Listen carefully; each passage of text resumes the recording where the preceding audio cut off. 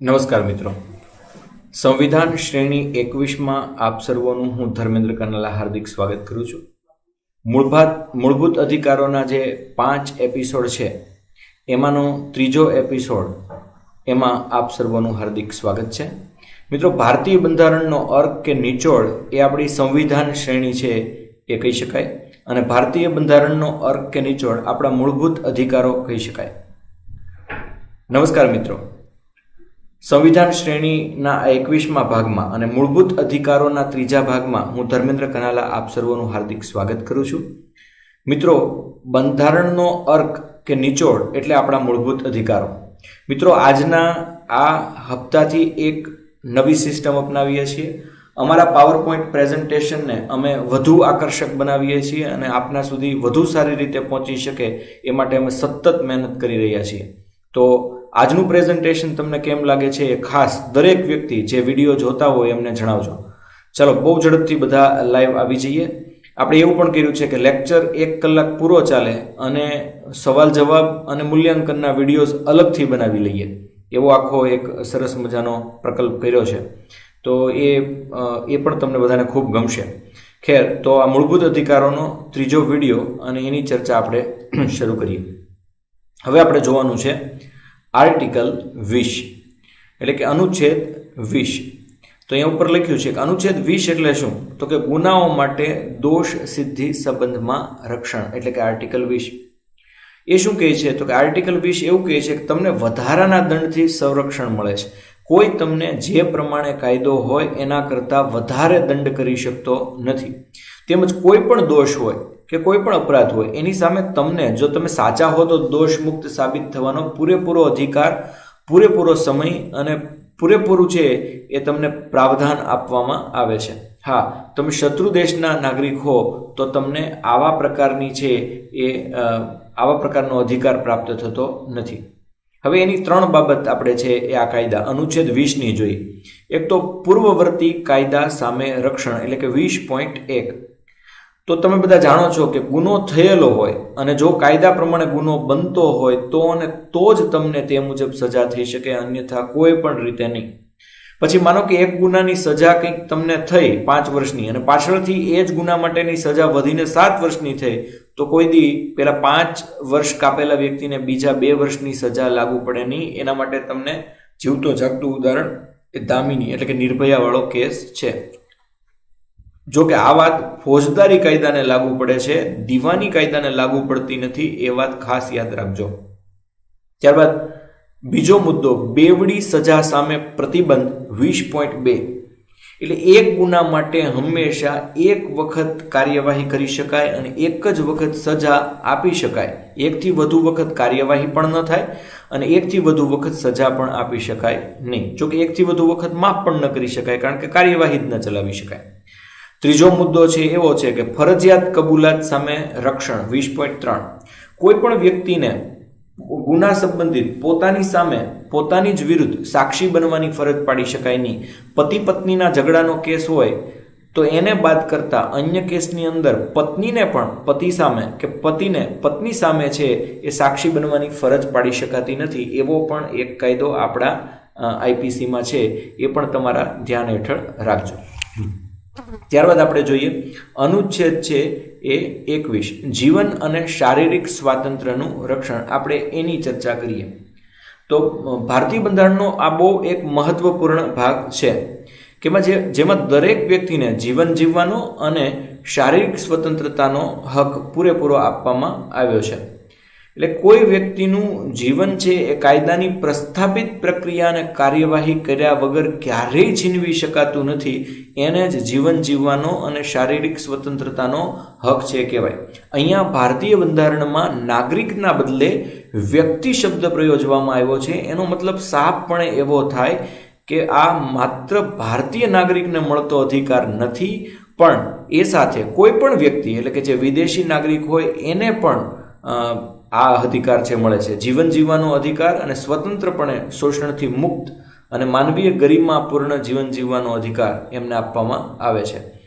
આપણે કેટલીક વાત કરીએ તો એક પહેલા તો અહીંયા લખ્યું છે ગોપાલન સુનાવણીમાં સર્વોચ્ચ ન્યાયાલય આની બહુ સૂક્ષ્મ વ્યાખ્યા છે એ કરી. એક બહુ અગત્યનો કેસ જેને આપણે ગોપાલન સુનાવણી કહીએ છીએ 1950માં, અને સર્વોચ્ચ ન્યાયાલયે છે એની બહુ સરસ ને સૂક્ષ્મ વ્યાખ્યા કરી અને એમાં એક શબ્દ લઈ આવ્યા, કાયદા દ્વારા પ્રસ્થાપિત પ્રક્રિયા. તો યાદ રાખો, સર્વોચ્ચ ન્યાયાલયે ચુકાદો આપ્યો કે કાયદા દ્વારા પ્રસ્થાપિત પ્રક્રિયા સિવાય કોઈ વ્યક્તિની સ્વતંત્રતા છીનવી શકાય નહીં, જીવન છીનવી શકાય નહીં.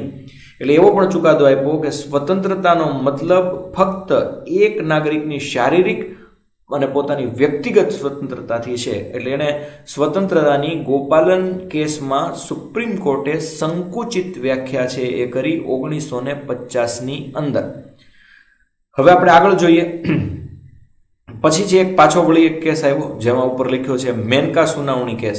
તો મેનકા સુનાવણી કેસની અંદર 1978ની અંદર આપણા સરકારે છે એ શું કહ્યું? તો આપણા સરકારે છે એવું કહ્યું કે અહીંયા માત્ર સ્વતંત્રતાનો અર્થ કે જીવન જીવવાનો અર્થ સંકુચિત નથી. ન્યાયાલયે ચુકાદો આપ્યો કે જીવન જીવવાની સ્વતંત્રતા પર યોગ્ય અને ન્યાયપૂર્ણ બાબતનો આધાર હોય તો જ નિયંત્રણ લાદી શકાશે, અન્યથા નહીં. આમ એમણે છે એ થોડીક બહોળી વ્યાખ્યા છે એ સ્વતંત્રતાની કરી.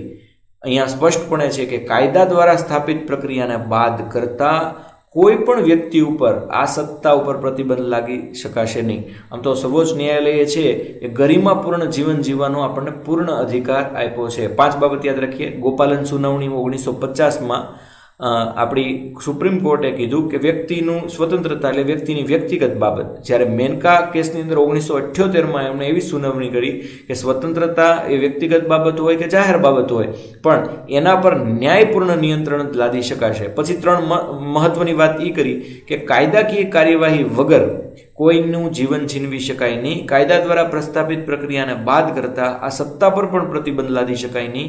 અને સર્વોચ્ચ ન્યાયાલયે કીધું કે દરેક વ્યક્તિને એકદમ છે એ ગરિમાપૂર્ણ જીવન જીવવાનો અધિકાર છે. કેટલાક એવા કેસની આપણે ચર્ચા કરવી છે કે જેના દ્વારા અનુચ્છેદ 21માં કેટલાક અગત્યના અધિકારો આપણને જાહેર છે એ કર્યા. તો આ બધા આમાં તો થોડા ઓછા આપ્યા છે, હું આપને વધારે છે એ કેટલાક અધિકાર છે એ કહેવા માંગુ છું. તો બહુ અગત્યના અધિકાર, તમને વિદેશી યાત્રાનો અધિકાર છે મિત્રો. અને સતવંતસિંહ વિરુદ્ધ રામરત્નમ સહાયક પાસપોર્ટ અધિકારી નવી દિલ્હી 1967માં આ અધિકાર તમને આપવામાં આવ્યો. તમે વિદેશ યાત્રા ગમે ત્યારે ગમે ત્યાં કરી શકો છો. એ ઉપરાંત ગોવિંદ વિરુદ્ધ મધ્યપ્રદેશ રાજ્ય 1975માં તમને નિજતાનો અધિકાર, અંગતતાનો અધિકાર છે આપ્યો છે. એની આપણે વિશેષ ચર્ચા છે એ હમણાં કરશું.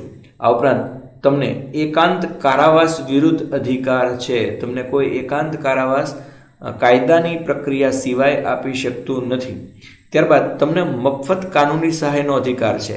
HMH હોસ્કોટ વિરુદ્ધ મહારાષ્ટ્ર રાજ્ય 1978 અંતર્ગત તમારી પાસે કોઈ કાનૂની સહાયકાર ન હોય તો તમને મફત કાનૂની સહાય આપવી જ પડે એવો તમને હક છે. એ ઉપરાંત હુસેન આરા ખાતુન વિરુદ્ધ હોમ સેક્રેટરી બિહાર રાજ્ય 1979માં તમને ઝડપી સુનાવણીનો પણ અધિકાર છે. અમુક કેસમાં a delay in justice is injustice એવું થતું હોય તો ચોક્કસપણે તમને છે એ હક છે. આ ઉપરાંત પ્રેમ શંકર શુક્લા વિરુદ્ધ દિલ્હી પ્રશાસન એ 1980માં આ કાયદો આવ્યો. હથકડી લગાવવા વિરુદ્ધ અધિકાર, એટલે કોઈ વ્યક્તિ છે એને હથકડી ન લગાવી હોય અને સીધી રીતે તમારી સમક્ષ આવતો હોય તો તમે એને પરાણે હથકડી લગાડી શકતા નથી. ત્યારબાદ તમને પ્રતિષ્ઠાનો અધિકાર છે. ટ્રસ્ટી બોર્ડ મુંબઈ બંદર વિરુદ્ધ દિલીપ કુમાર આર નાદકર્ણી 1982માં આ કેસ આવ્યો અને સ્પષ્ટપણે જણાવ્યું કે માણસને પ્રતિષ્ઠાનો અધિકાર છે. આ ઉપરાંત બંધુઆ મુક્તિ મોરચા વિરુદ્ધ ભારત સંઘ 1983 વેઠ પ્રથા વિરુદ્ધ અધિકાર. વેઠ એટલે તમને પૂરતું વળતર આપ્યા વગર તમારી પાસે કોઈ કામ કરાવી શકાતું નથી. ત્યારબાદ એટર્ની જનરલ ઓફ ઇન્ડિયા વિરુદ્ધ લાચમા દેવી 1985માં જાહેરમાં ફાંસી વિરુદ્ધ અધિકાર. એટલે કોઈ જાહેરમાં ફાંસી તમને ક્યારેય આપી શકાતી નથી. આ ઉપરાંત બહુ સરસ એક અધિકાર ડોક્ટર BL વિરુદ્ધ સંઘ 1996 પ્રદૂષણ મુક્ત હવા અને પાણીનો પણ તમને પૂર્ણપણે અધિકાર છે. ઉન્ની કૃષ્ણન વિરુદ્ધ આંધ્રપ્રદેશ રાજ્ય 1993 બહુ સરસ ચુકાદો. 14 વર્ષ સુધી તમને મફત શિક્ષણનો અધિકાર છે. ત્યારબાદ પશ્ચિમ બંગાળ ખેત મજદૂર સમિતિ વિરુદ્ધ પશ્ચિમ બંગાળ રાજ્ય 1996 તમને સરકારી દવાખાનામાં સમયસર ઇલાજનો અધિકાર છે. આ ઉપરાંત તમને સુઘડ માર્ગનો, જોખમી ઉદ્યોગોથી સુરક્ષાનો, સ્ત્રી સાથે માનવી અને ગરિમાપૂર્ણ વર્તનનો, કુટુંબ નિવૃત્તિ વેતનનો, માહિતીનો, આ બધો જ અધિકાર. અને એના કરતાં આગળ રામલીલા મેદાન બનાવ 2012, તમને ઊંઘનો પણ અધિકાર છે. એટલે તમે પોસ્ટ ઓફિસે સૂઈ ગયા હો અને રાત પડી ગઈ હોય અને અન્ય કોઈને ચાલવામાં નડતા ન હો, સરકારી કામમાં ડિસ્ટર્બન્સ ન થતું હોય તો તમને ઊંઘતા ઉઠાડી શકાય નહીં. એનું ઉદાહરણ તો આપણા શહેરમાં આવેલી પોસ્ટ ઓફિસ કે ક્યારેક ક્યારેક બસ સ્ટેન્ડ છે એ પૂરું પાડતું હોય છે. પણ અહીંયા મોટાભાગની કોર્ટે એવું કહ્યું કે આ અધિકાર સર્વોપરી નથી. સ્થાપિત પ્રક્રિયા દ્વારા, એટલે કોઈ સામે કેસ ચલાવીને જીવન અને શારીરિક સ્વતંત્રતાનો અધિકાર છીનવી શકાય છે. કોઈ વ્યક્તિને સ્વતંત્રતા કેટલી મળે છે? તો કે એ સ્વતંત્રતા મર્યાદિત છે. એટલે જ્યારે સરકારને જરૂર પડે ત્યારે જીવન અને શારીરિક સ્વતંત્રતા આ બંનેનો અધિકાર છીનવી શકાય છે. જોકે એ ન્યાયપૂર્ણ હોવું જોઈએ અને એકદમ કુદરતી ન્યાય પ્રમાણે છે એ ચાલવું જોઈએ. મિત્રો, હવે આપણે વાત કરવાની છે એ 44મી 1978 દ્વારા 20મો અને 21મો અનુચ્છેદ, એમાં 359 કલમ છે એ બહાર રાખવામાં આવી. એટલે આ શું છે એની ચર્ચા આપણે ફટાફટ છે એ કરીએ. તો મિત્રો, 1978નો અનુચ્છેદ 20 અને 21 દ્વારા તમને આ મૂળભૂત અધિકાર અપાયા છે. પરંતુ ખાસ યાદ રહે કે 20 અને 21 એ તમને જે અનુચ્છેદ અપાયા છે એનું કટોકટી દરમિયાન કોઈ પણ ન્યાયાલયમાં પડકારવા છતાં પણ મોકૂફ રહી શકશે નહીં. એટલે કે 20 અને 21 1978 દ્વારા અપાયા છે અને કટોકટી દરમિયાન પણ 20 અને 21 એ બે અધિકાર તમારા ન્યાયાલયમાં કોઈ પડકારે તો પણ છે એ તમને એ દૂર થતા નથી. એટલે કે એ તમને કાયમ માટેના અધિકાર છે, એ ખાસ યાદ રાખજો. અહીંયા 359 એટલે મૂળભૂત અધિકારો અનુચ્છેદ 359 થી બહાર કરી દેવામાં આવ્યા છે, પણ 20-21ને કોર્ટમાં પડકારી શકાતા નથી. 20 અને 21 છે હું કયા? તો કે ગુના માટે દોષ સિદ્ધિ સંબંધમાં રક્ષણ, કટોકટી વખતે પણ તમને કાંઈ દોષિત ઠેરવી શકાય નહીં. અને 21મું જીવન અને શારીરિક સ્વતંત્રતાનું રક્ષણ, એ કોઈ દી રદ થતું નથી. એટલે 359 વખતે બહાર અમુક અધિકાર થાય તો 359 છે શું? તો કટોકટી દરમિયાન મૂળભૂત અધિકારોની મોકૂફી, એટલે 359. એટલે પહેલામાં લખ્યું છે 1978 દ્વારા 20-21ને બાદ કરતા બાકીના 359 થી બહાર છે એ થઈ શકે. આવું સ્પષ્ટ છે એ કરવામાં આવ્યું.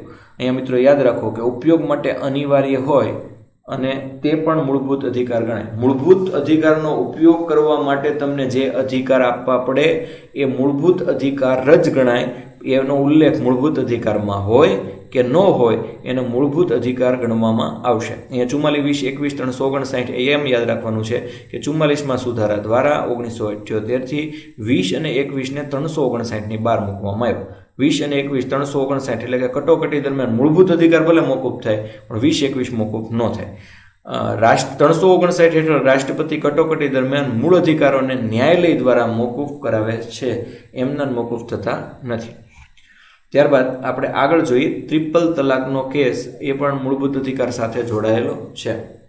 તો આ ટ્રિપલ તલાક એ આ બધા જ જાણો છો કે 22 ઓગસ્ટ 2017ના રોજ સુપ્રીમ કોર્ટના 5 જજ બેઠા હતા અને સાયરાબાનુ કેસની અંદર આ બધા જાણો છો કે તાત્કાલિક તલાક આપવાની જે મુસ્લિમ પ્રથા હતી, જેને તલાકે બિદ્દત કહેવાતું હતું, એમાં 3 જજે છે એની વિરુદ્ધમાં મત છે એ સાયરાબાનુ કેસમાં આપ્યા. અને 2 જજ એવા હતા કે જેમણે છે એ એમને બંધારણીય ગણ્યું. આમાં કોણ હતું? તો કે justice Kurian Joseph, justice Nariman અને જસ્ટિસ યુ લલિત. એમણે એવું કહ્યું કે આ કાયદો એક પણ રીતે યોગ્ય નથી. જ્યારે જસ્ટિસ JS ખેર અને જસ્ટિસ અબ્દુલ નઝીરે આ કાયદાની ફેવરમાં છે એ મતદાન છે એ કરેલું, જે તમને ન ખ્યાલ હોય તો કહું. અને એટલે 3 વિરુદ્ધ 2 મતથી આ કાયદો ગેરબંધારણીય જાહેર થયો. અહીંયા તમને જે વ્યક્તિ દેખાય છે એ જસ્ટિસ કુરિયન જોસેફ છે અને જે સ્ત્રી દેખાય છે એ સાયરાબાનુ છે. 1978ના એપ્રિલ મહિનામાં આ સ્ત્રીને 5 બાળકો સાથે એના પતિએ ઘરમાંથી કાઢી મૂકેલી. અને ત્યારે મુસ્લિમ પર્સનલ લો બોર્ડના એના પતિના કાયદા, એટલે કે તલાકે બિદ્દતને માનવાને બદલે આ સ્ત્રીએ અદાલતનો સહારો છે એ લીધો હતો. ક્યારેક આપણે મૂળમાં હશું તો આ સાયરાબાનુના કેસનો છે એ મેગા લેક્ચર કદાચ લઈશું. પણ આમાં તકલીફ શું હતી તો કે આમાં અનુચ્છેદ 14, 15 અને 21નું ઉલ્લંઘન થાય છે એમ કહી અને જસ્ટિસ કુરિયન જોસેફે છે એ આ કાયદાને ગેરબંધારણીય જાહેર કર્યો. અચ્છા, 14, 15 અને 21 એટલે કે મહિલાના મૂળભૂત અધિકારોનો ભંગ છે, આમાં સ્વતંત્રતાનો પણ ભંગ છે, આમાં સમાનતાનો પણ ભંગ છે અને આમાં માનવની ગરિમાનો પણ ભંગ છે. જોકે સામા પક્ષે મુસ્લિમ પર્સનલ લો બોર્ડે એવું કહ્યું કે આ અમારી 1400 વર્ષ જૂની પ્રથા છે અને અમે આને નાબૂદ કરી શકીએ નહીં, અને આ પ્રકારે છે એ ભારત દેશ છે એ ધર્મ બાબતે સ્વતંત્રતા આપતો હોવાથી 26મા અનુચ્છેદ અનુસાર ધાર્મિક બાબત પણ ગણાય, અને એટલે 2 જજે છે એમ કહ્યું કે અમને આ 3 તલાકવાળી વાત બંધારણીય લાગે છે. પણ જોકે હવે 3 તલાક અંતર્ગત 3 વર્ષની કેદ અને દંડ છે એ થાય છે, એટલે હવે કોઈ તલાક કહી અને મુસ્લિમ સ્ત્રીને તલાક આપી શકાતું નથી. આની અરજી છે મેં તમને કીધું એમ, પહેલો કેસ શાહબાનો કેસ હતો અને શાહબાનો કેસ ચર્ચામાં આવ્યો, પછીથી ટ્રિપલ તલાકનો સાયરાબાનો કેસ ઉત્તરાખંડમાં આવ્યો અને ઇશરત જહાં નામની મહિલા પણ જોડાઈ. ઘણા બધા છે એ આવી મહિલાઓ જોડાઈ. ગુલશન પરવીન રામપુર, અતિયા સાબરી, સરહાનપુર આફરીન રહેમાન. એમાં આફરીન રહેમાનને તો સ્પીડ પોસ્ટથી તલાક મળ્યા હતા. તો Muslim woman protection of rights on marriage bill એમને પણ છે એ તલાકે બિદ્દતને ગેરબંધારણીય દર્શાવતું એક પ્રોટેક્શન બિલ છે એ પસાર, આમ તો લોકસભામાં ડિસેમ્બર 2017માં આ બિલ આવ્યું હતું, પણ એ બિલ રાજ્યસભામાંથી પસાર થઈ શક્યું નહીં. ઘણા બધા છે એ હવે કાયદાઓ આવી ગયા અને ખેર આ બધું જ છે એ કાયદેસર થઈ ગયું. ટ્રિપલ એ તલાક હવે છે એ સજાને પાત્ર અને બિનજામીન પાત્ર ગુનો છે. 3 વર્ષની કેદ અને દંડ છે એ થશે. પીડિત મહિલાને એના માટે અને એના સંતાનો માટે છે ભરણ પોષણ આપવું જ પડશે. પીડિતને તેના સંતાનો માટે કસ્ટોડિયલ રાઇટ મળશે, એટલે એમના સંતાનો એમની પાસે રાખવાની એમને પરવાનગી મળશે. પીડિતા છે મેજિસ્ટ્રેટ સમક્ષ ફરિયાદ કરી શકશે, એના પતિને સજા અપાવી શકશે, એના ભરણપોષણનો નિર્ણય છે એ મેજિસ્ટ્રેટ લઈ શકશે અને 1 વર્ષના સમયગાળા દરમિયાન જે તે મુસ્લિમ મહિલાએ ફરિયાદ કરવાની રહેશે. જોકે સામા પક્ષે મુસલમાનમાં આવતા 3 તલાક છે એમાંથી 2 તલાક હજી બંધારણીય ગણાય છે, એટલે આ તલાકે બિદ્દત ગયું, તલાક અલ સુન્નત અને તલાકે હસન એ તો હજી પણ બંધારણીય ગણાય છે. અચ્છા, ત્રણેય શું છે એની ફટાફટ ચર્ચા છે એ કરી લઈએ. પહેલા જોઈએ તલાક એ બિદ્દત શું છે. તો તલાક એ બિદ્દત એક શબ્દ 3 વાર બોલી નાખવાનો, તલાક તલાક તલાક, અને પતિ દ્વારા છે મુસ્લિમ મહિલાને તલાક મળે અને અન્યાયી પ્રથા છે, પણ આને તલાક એ બિદ્દત કહે છે. આ પ્રથામાં વિચારણા માટે કોઈ સમયગાળો નથી, ફક્ત 3 વાર તલાક તલાક તલાક કહેવાનું રહેશે. જ્યારે બીજા છે તલાક અલ સુન્નત, આ પ્રથા પૈગંબરના સિદ્ધાંત પર આધારિત છે. જ્યાં એક વખત તલાક આપ્યા પછી એને રદ કરવા માટે 3 મહિનાનો સમયગાળો આપવામાં આવે છે. જો બંનેને તલાક મંજૂર હોય તો 3 મહિના પછી તલાક માન્ય ગણવામાં આવે છે. જ્યારે તલાકે હસન, આ પ્રથામાં પતિ દ્વારા 3 મહિનાના સમયગાળામાં દર મહિને તલાક શબ્દ કહી તલાક આપવામાં આવે છે. આ પ્રથામાં પણ વિચારણા માટે 3 મહિનાનો સમયગાળો છે એ મળે છે અને આને હજુ આપણે બંધારણીય કહેલ છે. ત્યારબાદ હવે આપણે જોઈએ અંગતતાનો અધિકાર, રાઇટ ટુ પ્રાઇવસી. આ પણ એક ભારતીયનો બહુ મોટો અધિકાર છે, પણ હવે આ અંગતતાના અધિકારમાં વધુ સ્પષ્ટતા ન હોવાના કારણે એ મૂળભૂત અધિકાર તો ગણાય છે પણ મૌલિક અધિકાર છે એ ગણાતો નથી. અચ્છા, આની નક્કી કરેલી સીમા હું તો કોઈ વ્યક્તિ પોતાની અંગત જિંદગીમાં એક ચોક્કસ હદ સુધી કોઈ વ્યક્તિની વાત સ્વીકારે, પણ એને હસ્તક્ષેપ ગમતો નથી અને આ હસ્તક્ષેપ એટલે અંગતતાના અધિકારમાં કરવામાં આવેલો હસ્તક્ષેપ. અનુચ્છેદ 21 અનુસાર આપણને રાઇટ ટુ પ્રાઇવસી છે એ મળેલ છે. પૂર્વ ન્યાયાધીશ જસ્ટિસ J.S. ખેહરની અધ્યક્ષતામાં 9 ન્યાયાધીશની ખંડપીઠે જસ્ટિસ K.S. પુત્તાસ્વામી વિરુદ્ધ ભારત સરકાર 24 ઓગસ્ટ 2017નો એક ચુકાદો છે આપ્યો અને એના અનુસાર અનુચ્છેદ 21 મુજબ એ જીવન અને શારીરિક સ્વતંત્રતાની સાથે અંગતતા એ પણ ભારતીય અધિકાર છે. જોકે 2015માં સરકારે બધી જ બાબતમાં જ્યારે આધાર કાર્ડની જાહેરાત કરી ત્યારે સુપ્રીમ કોર્ટમાં જે કેસ આવ્યો એમાં સુપ્રીમ કોર્ટે કહ્યું કે અંગતતા તમારો મૂળભૂત અધિકાર છે પણ અબાધિત નહીં. તમને સરકાર દ્વારા આધાર કાર્ડનું કહેવામાં આવે તો એ તમારે આધાર કાર્ડ બધે રજૂ કરવું જ પડે. અંગતતા મૂળભૂત અધિકાર ખરો પણ અબાધિત નથી, એટલે મતલબ એની વ્યાખ્યા સ્પષ્ટ નથી. હજુ તો સમયે સમયે અપાતા ચુકાદામાં એ વધુ સ્પષ્ટ થશે. અંગતતા કઈ કઈ બાબતમાં ગણવી અને કઈ કઈ બાબત એમાં સામેલ કરવી એ બહુ સ્પષ્ટ થતું નથી. કેટલાક કેસની અંદર અંગતતા મૌલિક અધિકાર છે, તો કેટલાકમાં તો અંગતતાથી વિરુદ્ધ ચુકાદો પણ આવ્યો. દાખલા તરીકે આપણે એક પછી એક ચુકાદા છે, ઉલ્લેખનીય ચુકાદા છે, એની વાત છે એ કરીએ. તો પહેલાં સુપ્રીમ કોર્ટે હજી એની વ્યાખ્યા બરાબર નથી કરી. એના કારણે 1954ની અંદર MP શર્મા કેસ અને 1962માં ખડકસિંહ વિરુદ્ધ યુપી રાજ્યના કેસમાં અંગતતા તમારો મૌલિક અધિકાર નથી એવું જણાવવામાં આવ્યું. જ્યારે સામા પક્ષે ગોવિંદ વિરુદ્ધ મધ્યપ્રદેશ કેસમાં અને આ બેમાં એ છે એ એવું સ્વીકારાયું, ગોવિંદ વિરુદ્ધ મધ્યપ્રદેશ કેસમાં એવું સ્વીકારાયું કે અંગતતા વ્યક્તિનો મૌલિક અધિકાર છે અને એ છીનવી શકાતો નથી. છેવટે 1954ની અંદર 8 અને 1962માં 6 ન્યાયાધીશ ખંડપીઠે અંગતતાથી વિરુદ્ધ ચુકાદો છે એ આપ્યો, પણ 9 ન્યાયાધીશની ખંડપીઠે એક અલગથી ચુકાદો આપ્યો છેલ્લે, અને એમાં અંગતતાને મૂળભૂત અધિકાર ગણાવી અને ખોટી રીતે નાબૂદ ન કરવા ભલામણ કરી. મિત્રો, સંયુક્ત રાષ્ટ્રમાં 1948માં વૈશ્વિક મૂળ અધિકારની વાત કરવામાં આવી. આ અનુસાર અનુચ્છેદ 12 તથા 1966ના નાગરિક અને રાજકીય અધિકાર દ્વારા અનુચ્છેદ 17માં એવી જોગવાઈ કરવામાં આવી છે કે વ્યક્તિને મૂળભૂત અધિકારમાં અંગતતાનો અધિકાર સામેલ થવો જોઈએ.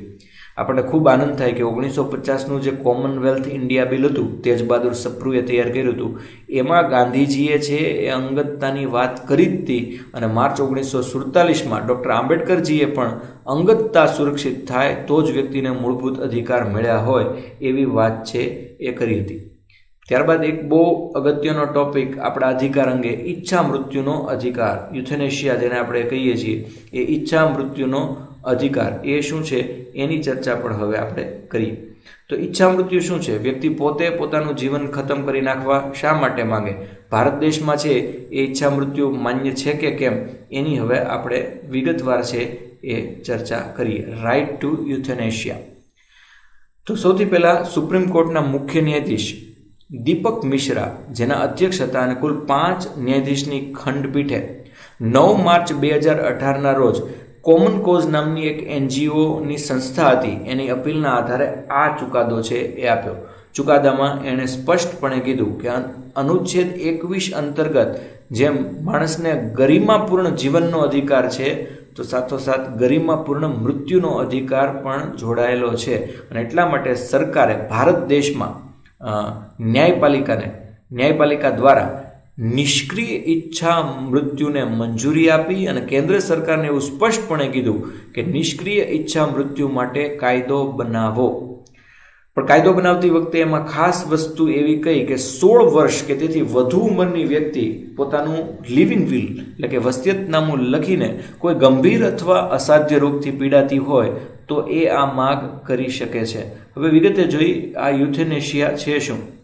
પણ હજી તો ઈચ્છા મૃત્યુ ઉપર આ દેશમાં કોઈ વ્યવસ્થિત કાયદો નથી બન્યો ત્યાં સુધી સુપ્રીમ કોર્ટે જે દિશા નિર્દેશ કર્યા છે એ પ્રમાણે ઈચ્છા મૃત્યુના અધિકારનો ઉપયોગ છે એ થશે.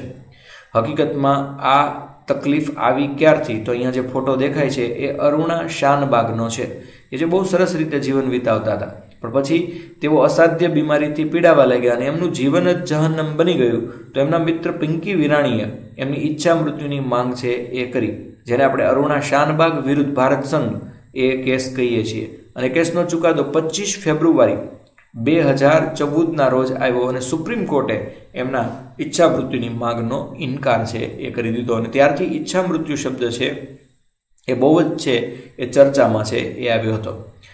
મિત્રો, 2016ની અંદર સરકારે એટલે કે આપણા કેન્દ્રીય સ્વાસ્થ્ય પરિવાર મંત્રાલય દ્વારા ઈચ્છા મૃત્યુ પર કાયદો તૈયાર કરવા માટે એ લોકોને એ પહેલ કરવાની મંજૂરી આપી અને medical treatment of terminally ill patient bill એટલે કે જે સાવ માંદું છે અને જીવન જીવી શકતું નથી એવા વ્યક્તિ માટેનો કાયદો એ તૈયાર કરી અને નાગરિકનો મત માંગ્યો હતો. આપણે લોકોએ 70% લોકોએ આ કાયદાને સમર્થન આપ્યું, પણ બદનસીબે હજી આ કાયદો બન્યો નથી. એ બદનસીબ ગણાય કે સદનસીબ એ આપણે નક્કી કરવાનું. અચ્છા, ઈચ્છા મૃત્યુ એટલે શું? તો કે ગંભીર અને અસાધ્ય રોગથી કોઈ વ્યક્તિ પીડાતી હોય તો ડૉક્ટરની મદદથી એના જીવનનો અંત આણવો. તો આમાં સુપ્રીમ કોર્ટે અરુણા શાનબાગ વતી પિંકી વિરાણીએ જે કેસ કરેલો એમાં તો ના પાડી. અચ્છા, હવે લિવિંગ વિલ શું છે? માનો કે કોઈ વ્યક્તિ આવી અસાધ્ય બીમારીથી પીડાતી હોય અને એમને કોઈ વ્યક્તિ દ્વારા પોતાની ઈચ્છા મૃત્યુ માટે પહેલેથી જ લખવામાં આવેલ દસ્તાવેજ હોય એને લિવિંગ વિલ કહેવાય. હજી ન સમજાયું હોય તો માનો કે કોઈ એક વ્યક્તિને અસાધ્ય બીમારી છે, એ જ્યારે કોમામાં જતી રહેશે ત્યારે તો એ પછી આવું વિલ નહીં બનાવી શકે, એટલે એ અગાઉથી જ એક વિલ બનાવી દે કે આવા સમયે જો હું જીવન મૃત્યુ વચ્ચે ઝોલા ખાતી હોઉં કે ખાતો હોઉં તો ફલાણી વ્યક્તિ જે એમ કે એમ કરવું, અથવા મને લાઈફ સપોર્ટ સિસ્ટમ પર જાજો સમય રાખવાની, આવું વિલ છે એ ઘણા લોકો બનાવી શકે. કોણ બનાવી શકે? તો નંબર 1, માનસિક રીતે સ્વસ્થ હોય અને પોતાની વાત મૂકવામાં સક્ષમ હોય એવી વ્યક્તિ આવું વિલ બનાવી શકે છે. એ ઉપરાંત કોઈ પણ જાતની દબાણ, મજબૂરી કે કોઈના પ્રભાવમાં આવી ન હોય એવી વ્યક્તિ છે એ આવું બિલ બનાવી શકે. પણ કઈ સ્થિતિમાં આવી જાય ત્યારે મેડિકલ ટ્રીટમેન્ટ બંધ કરવી એનું એને લેખિત વિવરણ આપવું પડે કે કેવી પરિસ્થિતિ આવી જાય, તમે કોઈને ઓળખતા બંધ થઈ જાઓ, તમે બોલતા બંધ થઈ જાઓ, તો ક્યારે અમારે તમારી મેડિકલ ટ્રીટમેન્ટ બંધ કરવી એ લેખિત વિવરણ આપવું પડે. પોતે નિર્ણય કદાચ ન લઈ શકે એમ હોય ત્યારે કોને નિર્ણય લેવો એ વ્યક્તિની સત્તા એ પણ લખવું પડે. એક કરતાં વધુ વિલ બની હોય તો છેલ્લું વિલ છે એ માન્ય ગણાય, પણ 2 સાક્ષી વિલમાં હોવા ફરજિયાત છે. આ વિલ એણે ફર્સ્ટ ક્લાસ જ્યુડિશિયલ મેજિસ્ટ્રેટની સામે કરી હોય. એક નકલ છે એ ફર્સ્ટ ક્લાસ જ્યુડિશિયલ મેજિસ્ટ્રેટ પોતે રાખશે, એક નકલ ડિજિટલ સ્વરૂપે સંગ્રહિત કરશે અને એક નકલ છે એ જિલ્લા જજને આપશે. હવે આખું આ લિવિંગ વિલ છે એ બનાવવાની પ્રક્રિયા એ કેવી રીતે હોય, કેવી રીતે લિવિંગ બિલ છે એ બને? તો જેને લિવિંગ બિલ બનાવવું છે, જે અસાધ્ય રોગથી પીડાતા હોય, તો એને સૌથી પહેલાં તો જીવન રક્ષક ઉપકરણો પર, લાઈફ સપોર્ટિંગ સિસ્ટમ પર રાખવામાં આવશે. પછી ડૉક્ટર છે એ મેજિસ્ટ્રેટને બોલાવી અને લિવિંગ વિલની વાસ્તવિકતાની ચકાસણી કરાવશે. આવી વ્યક્તિ જે લાઈફ સપોર્ટ સિસ્ટમ ઉપર છે, અસાધ્ય બીમારીથી પીડાય છે, લગભગ એમનું મૃત્યુ નિશ્ચિત છે, એમને આવું લિવિંગ વિલ કર્યું હોય તો ડૉક્ટર મેજિસ્ટ્રેટ પાસે પહેલાં તો લિવિંગ વિલ સાચું છે કે કેમ એ તપાસાવશે. હવે એમણે કહી દીધું મેજિસ્ટ્રેટે કે ના, લિવિંગ વિલ તો બરાબર છે, તો એક મેડિકલ બોર્ડની સ્થાપના છે એ કરવામાં આવશે, જેમાં ઓછામાં ઓછા 3 જેઓ 20 વર્ષથી વધુનો અનુભવ ધરાવે છે એવા એક મેડિસિનના નિષ્ણાત, એક કાર્ડિયોલોજિસ્ટ, એક નેફ્રોલોજી, એક ન્યુરોલોજી, એક સાયકિયાટ્રિસ્ટ અને કેન્સરના વિશેષજ્ઞનો સમાવેશ થાય. આ બધા જ લોકો છે એ દર્દીની તપાસ એના પરિવારજનોની હાજરીમાં છે એ કરશે અને આ બધા જ મળીને એકસાથે નિર્ણય લેશે કે દર્દીનો ઈલાજ બંધ કરી દેવો કે નહીં. એટલે આમ પહેલાં તો એક મેડિકલ બોર્ડની સ્થાપના થશે, એમાં 6 થી 7 ડૉક્ટર હોય છે. ત્યાર પછી એમણે કહ્યું, એટલે હવે મેડિકલ બોર્ડે નક્કી કરી લીધું કે નહીં, હવે દર્દીનો ઈલાજ આગળ નથી ચડાવવો, તો મેડિકલ બોર્ડ એક જિલ્લા કલેક્ટરને જાણ કરશે. હવે જિલ્લા કલેક્ટર પણ એક મેડિકલ બોર્ડની રચના કરશે, જેમાં ચીફ મેડિકલ ઓફિસર હશે અને અન્ય ડૉક્ટર હશે. આ બધા હોસ્પિટલે જઈને દર્દીની ચકાસણી કરશે અને એ પણ એમનો નિર્ણય આપશે. હવે માનો કે એ પણ નિર્ણય આપી દે, પણ જે વ્યક્તિ છે એ થોડો ભાનમાં છે ને પોતે ના પાડે કે મારે આવું નથી કરવું, તો એ બંધ રહે છે. આ ઉપરાંત મેડિકલ બોર્ડ છે કોઈ વ્યક્તિને ઈચ્છા મૃત્યુની ના પાડે, પણ એ વ્યક્તિને ઈચ્છા મૃત્યુની ઈચ્છા હોય તો એ વ્યક્તિ છે એ પોતે અથવા અન્ય વ્યક્તિની સહાયથી છે એ કોર્ટમાં છે એ જઈ શકે, કોર્ટ એનો નિર્ણય લેશે. હવે આપણે જોઈએ આ યુથેનેશિયાના પ્રકાર એ કેટલા છે. તો પહેલાં તો આવું આપણે તો પેસિવ એટલે કે નિષ્ક્રિય ઈચ્છા મૃત્યુને મંજૂરી છે. બાકી સ્વિટ્ઝરલેન્ડ, બેલ્જિયમ, નેધરલેન્ડ, વોશિંગ્ટન, એરોગન એમાં તો સક્રિય ઈચ્છા મૃત્યુ એ અસ્તિત્વમાં છે. સક્રિય એટલે વ્યક્તિને ન જીવવું હોય તો મરી જાય, સાજો સારો હોય અને મંજૂરી માંગે તો પણ એ લોકો આપી દે છે, જ્યારે આપણે એવું નથી. તો આવા ઈચ્છા મૃત્યુના ઘણા પ્રકાર છે. એમાં એક આસિસ્ટેડ સ્યુસાઇડ કહેવાય, એટલે વ્યક્તિની સંમતિના આધારે એને દર્દીને એવી દવા આપે જે લઈને સીધો એ આત્મહત્યા કરી શકે. આ છે એ એક્ટિવ એટલે કે સક્રિય ઈચ્છા મૃત્યુ કહેવાય. જ્યારે 2 ભાગ આપણે મૃત્યુ આપવાની રીતના આધારે પાડીએ અને 2 ભાગ છે એ વ્યક્તિની મંજૂરીના આધારે પાડીએ. તો સક્રિય ઈચ્છા મૃત્યુ એટલે એવી દવા આપવી જેથી દર્દીને રાહત મળે પણ પાછળથી એનું મૃત્યુ થઈ જાય. જ્યારે નિષ્ક્રિય ઈચ્છા મૃત્યુ શું છે તો કે દર્દીના મૃત્યુ માટે સારવાર બંધ કરી દેવી, એને દવા ન આપવી, સારવાર બંધ કરી દેવી, અથવા એની લાઈફ સપોર્ટ સિસ્ટમ છે બંધ કરી દેવી. એટલે દર્દી નિષ્ક્રિય જતો અને ઈચ્છા મૃત્યુ પણ કંઈ ન કરવું. ઓલો સક્રિયમાં કંઈક આપીને મારવો નિષ્ક્રિયમાં કંઈ આપ્યા વગર મારવો અથવા લઈને મારવો. વ્યક્તિની મંજૂરીના આધારે એને છે એ વોલેન્ટરીલી એક્ટિવ યુથેનેશિયા કહેવાય. એટલે દર્દીની એમાં મંજૂરી લેવામાં આવે, જાણી જોઈને એવી દવા આપવામાં આવે જેનાથી એનું મોત થઈ જાય. જ્યારે ઇનવોલેન્ટરીમાં દર્દી મંજૂરી આપવા સમર્થ હોય અને તમે એને મારવા માટે જાણી જોઈને દવા આપો તો એને ઇનવોલેન્ટરીલી એક્ટિવ યુથેનેશિયા કહે છે. આમ આ એના અલગ અલગ પ્રકારો છે. અહીંયા યાદ રાખો કે ભારતમાં માત્ર ને માત્ર એ નિષ્ક્રિય ઈચ્છા મૃત્યુને જ આપણે મંજૂરી છે એ આપી છે, અને એમાંય બાળકોનું ઈચ્છા મૃત્યુ તો બિલકુલ ગેરકાયદેસર છે. અને સક્રિય ઈચ્છા મૃત્યુ પણ કોઈ વ્યક્તિ સાજો સારો હોય તો એ મરી શકતો નથી. ભારતમાં એક પ્રથા છે જેને આપણે સંથારો છે એ કહીએ છીએ. આ સંથારો શું છે એની ચર્ચા કરીએ. તો સંથારો એ જૈન ધર્મમાં ચાલતી ઈચ્છા મૃત્યુની એવી પરંપરા છે કે જેમાં વ્યક્તિ પોતે જ જાતે જ સ્વેચ્છાએ અન્નજળનો ત્યાગ કરી અને મૃત્યુને છે આવકારે છે. તો રાજસ્થાન હાઈકોર્ટે આના ઉપર પ્રતિબંધ મૂક્યો કે આવું કરી શકાય નહીં, પણ આપણી સુપ્રીમ કોર્ટે આ પ્રતિબંધ ઉપર પ્રતિબંધ મૂક્યો. શું કામ? તો એણે કહ્યું કે આ તો જૈન ધર્મની એક ધાર્મિક વિધિ છે અને એમાં વ્યક્તિ અન્નજળનો ત્યાગ કરી અને ઈચ્છા મૃત્યુ પ્રાપ્ત કરે તો આપણે એને ના પાડી શકતા નથી. તો મિત્રો, આ હતો આજનો આપણો 21મો લેક્ચર. આવતીકાલે આપણે આપણા આ મૂળભૂત અધિકારો એનો ચોથો ભાગ છે એ જોઈશું. જય ભારત, જય સંવિધાન.